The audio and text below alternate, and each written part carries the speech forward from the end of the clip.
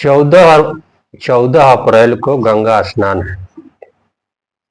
तो माँ गंगा के विषय में मैं आपको कुछ बता दूं। राजा बलि के यज्ञ में वामन भगवान 3 पग भूमि मांगने के कर्म में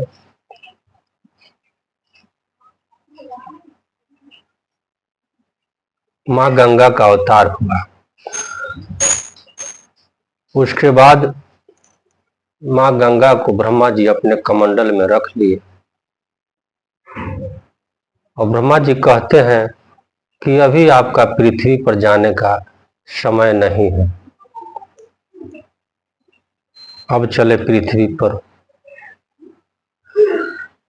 महाराज भागीरथ अपने पितरों को तर्पण करने के लिए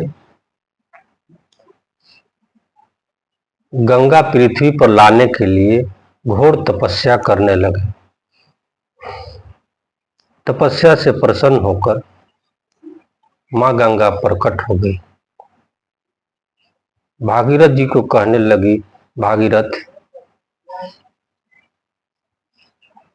पृथ्वी पर, स्वर्ग से पृथ्वी पर जाने का जो हमारी वेग है, इतनी शक्ति है मुझ में कि धरती फट जाएगी। भागवती गंगा कहने लगी, अगर हमारी वेग को रोकने वाला कोई अगर है तो ये काम हो सकता है। दूसरी बात, हम पृथ्वी पर नहीं जाएंगे क्योंकि मनुष्य अपने पापों को धोएंगे और हम अपने पाप कहां पे धोएंगे। अगर कोई उपाय है तो बताओ। भागीरथ जी कहने लगे, माता, पृथ्वी पर तपस्वी, साधु, ज्ञानी भगवान विष्णु का आराधना करते हैं और वहीं रहते हैं। वो ज्ञानी तपस्वी साधु आपके जल में स्नान करेंगे तो आपका पाप धुल जाएगा। माँ गंगा प्रसन्न हो गई और पृथ्वी पर जाने के लिए तैयार हो गई और कहते हैं कि हमारी वेग को रोकने के लिए कोई उपाय करो। भागीरथ जी तुरंत भगवान शंकर जी को आराधना करने लगे।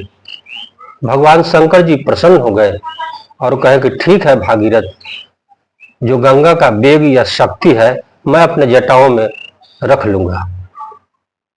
इसके पश्चात माँ गंगा भगवान शंकर के जटाओं में आकर प्रवेश कर गई और भगवान शंकर जी शीतलता से माँ गंगा को जलधारा भागीरथ जी को प्रदान कर दिए। भागीरथ जी माँ गंगा को लेकर गंगा सागर से होते हुए संगम तक और अपने पितरों को तर्पण किया।